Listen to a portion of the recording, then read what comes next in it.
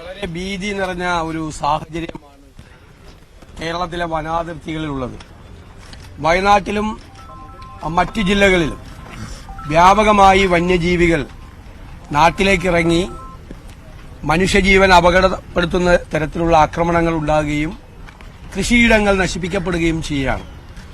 ഇത് നിരന്തരമായി ആവർത്തിക്കപ്പെടുകയാണ്. ഇങ്ങനെ വനാതിർത്തി കടന്ന് നാട്ടിലേക്കിറങ്ങുന്ന മൃഗങ്ങളുടെ എണ്ണം ഗണ്യമായ തോതിൽ വർദ്ധിക്കുകയാണ്. ആനക്കൂട്ടങ്ങൾ, കടുവകൾ, അതുപോലെ കുരങ്ങ്, പന്നി, കാട്ടുപോത്ത്, മയിൽ തുടങ്ങിയ കൃഷിക്കും മനുഷ്യജീവനും അപകടം വരുത്തുന്ന ധാരാളം മൃഗങ്ങൾ ഇറങ്ങിയാണ്. ഇത് തടയാൻ വേണ്ടിയിട്ടുള്ള ഒരു നടപടിയും സർക്കാർ സ്വീകരിക്കുന്നില്ല. കഴിഞ്ഞ ദിവസം മാനന്തവാടിയിൽ ആന ചവിട്ടിക്കൊന്ന കുടുംബത്തിൽ ഞങ്ങൾ സന്ദർശിക്കുകയുണ്ടായി. വളരെ കഷ്ടകരമായ സാഹചര്യത്തിൽ ജീവിക്കുന്ന സാധാരണക്കാരാണ് ഇതിന്റെ ഇരകളായി മാറുന്നത്. കഴിഞ്ഞ 9 മാസം കൊണ്ട് ഏകദേശം 85 പേരാണ് വന്യജീവി ആക്രമണത്തിൽ കൊല്ലപ്പെട്ടത്.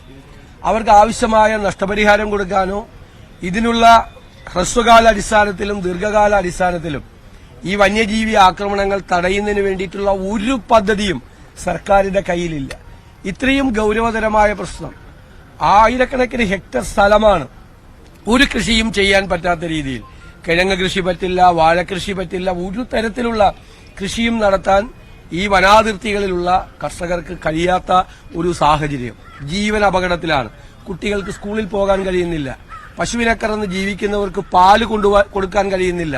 റബ്ബർ ടാപ്പ് ചെയ്യുന്നവർക്ക് ടാപ്പ് ചെയ്യാൻ പോകാൻ കഴിയുന്നില്ല. ഒരു പുല്ല് വെട്ടാൻ പോലും പുറത്തിറങ്ങാൻ കഴിയാത്ത ഏറ്റവും ഭീതി നിറഞ്ഞ സാഹചര്യമാണ് എല്ലാ കുടുംബങ്ങളിലും അവിടെ നിലനിൽക്കുന്നത്. ബഹുമാന്യനായ വനം മന്ത്രി വയനാടിന്റെ ചുമതല കൂടിയുള്ള മന്ത്രിയാണ്. അദ്ദേഹം കാണിച്ച നിഷ്ക്രിയത്വം എന്ന് പറയുന്നത് എന്ത് വാക്കുകൊണ്ട് വേറെ വിശേഷിപ്പിക്കണമെന്ന് എനിക്കറിയില്ല. പൂർണ്ണമായ നിഷ്ക്രിയത്വമാണ്. ലാഘവത്വത്തോടുകൂടിയാണ് ഇതിനെ നേരിടുന്നത്. ഹ്രസ്വകാലത്തേക്കും ദീർഘകാലത്തേക്കുമുള്ള ഒരു പദ്ധതി ഗവൺമെന്റിന്റെ കയ്യിലില്ല. ഈ പ്രാവശ്യത്തെ ബജറ്റിൽ ആകെ നീക്കിവച്ചിരിക്കുന്നത് 48 കോടി രൂപയാണ്. ഒരു 100-1 സ്ഥലത്ത് ഇലക്ട്രിക് ഫെൻസിംഗ് ഉണ്ടാക്കാൻ പോലും ഈ 48 കോടി രൂപ മതിയാവില്ല. അപ്പൊ ഗവൺമെന്റിന്റെ പൂർണ്ണമായ അവഗണന, നിഷ്ക്രിയത്വം, 7000-ഓളം പേര് നഷ്ടപരിഹാരം കിട്ടാതെ കാത്തിരിക്കുകയാണ്. 7000 പേർക്ക്, മരിച്ചവരുൾപ്പെടെ വെറും പാവങ്ങളാണ്. ആളുകൾ ആത്മഹത്യ ചെയ്തു.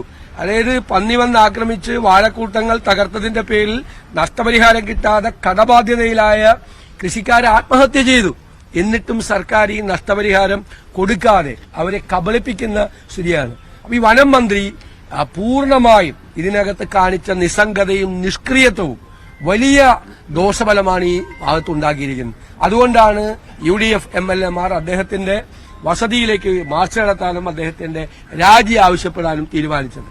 ആ മാർച്ചിനെയാണ് പോലീസ് ഇവിടെ തടഞ്ഞിരിക്കുന്നത്. ഞങ്ങൾ സമാധാനപരമായി ഉള്ളൊരു മാർച്ചാണ് MLA മാർ, വേറെ ആരും പങ്കെടുപ്പിക്കാതെ MLA മാരുടെ മാത്രം ഒരു മാർച്ചാണ് സംഘടിപ്പിച്ചിരിക്കുന്നത്. ഇത് വരാനിരിക്കുന്ന കാലത്തെ പ്രക്ഷോഭങ്ങളുടെ തുടക്കമായി ഇതിനെ കാണണം എന്ന് അഭ്യർത്ഥിച്ചുകൊണ്ട് ഞാൻ MLA മാരെ മുഴുവൻ അഭിവാദ്യം ചെയ്തുകൊണ്ട് അവരുടെ വനം മന്ത്രിയുടെ വസതിയിലേക്കുള്ള ഈ മാർച്ച് ഉദ്ഘാടനം ചെയ്തതായി അറിയിക്കുന്നു. ബഹുമാന്യനായ പ്രതിപക്ഷ ഉപനേതാവ് ശ്രീ PK കുഞ്ഞാലിക്കുട്ടി സാഹിബ് നിങ്ങളോട് സംസാരിക്കും.